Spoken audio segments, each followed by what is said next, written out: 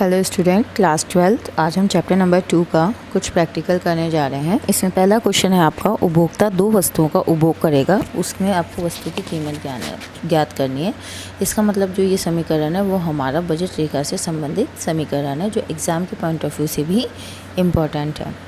उपभोक्ता यहाँ पे दो वस्तुओं का उपभोग करेगा, जिसमें वस्तु की कीमत P1 आपको 4 गिवन है, जो कि प्रारंभिक कीमत है। P2 आपको 5 है गिवन है, जो कि आपकी वर्तमान कीमत है। M यहाँ पे उपभोक्ता की आय को प्रदर्शित करता है, जो कि आपकी 20 रुपये है।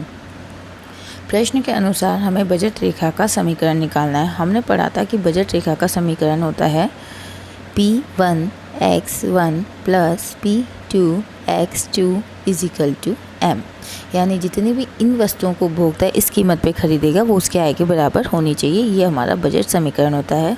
इसमें हमें P1 4 गिवन है, तो हम यहाँ पे P1 की जगह 4 लिख देंगे। x1 हमें यहाँ पे गिवन नहीं है, तो हम x1 का x1 लिख देंगे, प्लस P2 हमें 5 गिवन है, हम 5 लिख देंगे। x2 हमें गिवन नहीं है, हम फिर x2 लिख देंगे, और m हमें गिवन है, m हम 20 लिख देंगे। यहाँ पे जो आपका ये आया है, ये है आपका बजट रेखा का समीकरण, ये आपका आंसर है। नेक्स्ट है आपका, आय का संपूर्ण व्यय वस्तु 1 पर करें तो वस्तु की कितनी मात्रा उपभोग करेगा। इसके कहने का मतलब है, यदि एक उपभोक्ता की आय तो वही है 20 रुपये, लेकिन वो सिर्फ वस्तु 1 का उपभोग करता है, तो वो वस्तु 1 की कितनी इकाइयाँ खरीद पाएगा। अगर सारा पैसा वस्तु 1 खरीदने में लगा देगा तो वस्तु की कितनी मात्रा वो खरीद पाएगा। तो इसका फॉर्मूला लिखिए, उपभोक्ता की कुल आय, यानी कि यहाँ पे आप लिखेंगे M या फिर M अपॉन वस्तु 1 की कीमत, यानी कि आपको यहाँ पे वस्तु 1 की, या मैं लिख सकती हूँ x1 की, यहाँ पे आपको कीमत लिखनी है। ठीक है, हम इसे लिख सकते हैं P1।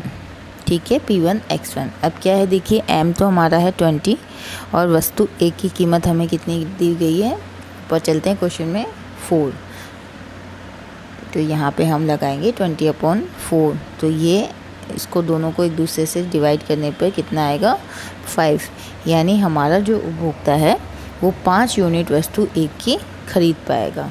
आगे चलते हैं, आय का संपूर्ण व्यय वस्तु 2 पर करें तो वस्तु 2 की कितनी मात्रा उपभोग करेगा। फिर से वही क्वेश्चन, लेकिन इसमें वस्तु 2 के बारे में बताना है, तो हम उपभोक्ता की आय ले लेंगे, यानी कि M, जो कि वही है, चेंज नहीं हुई है, 20 रुपये। नीचे हम वस्तु P2x2 की ले लेंगे, तो P2x2 की कीमत हमारी यहाँ पे 5 रुपये है।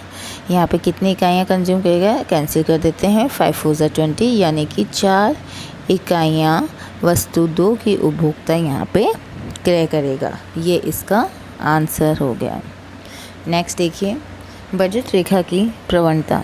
बजट रेखा की प्रवणता का फॉर्मूला था, मैंने आपको कहा था कि बजट रेखा क्या होती है, नीचे की ओर जाती है। नीचे की ओर जाने का मतलब है कि एक वस्तु का त्याग होगा और दूसरी वस्तु में वृद्धि होगी।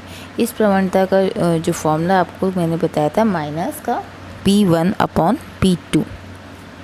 अब यहाँ पे अपन को माइनस में कितना दिया हुआ है, माइनस का साइन लगा देंगे क्योंकि प्रवणता को इंगित करता है। P1 हमारा 4 है और P2 हमारा 5 है। जब हम इसे आगे सॉल्व करेंगे तो ये हमारा आएगा माइनस का 0.8।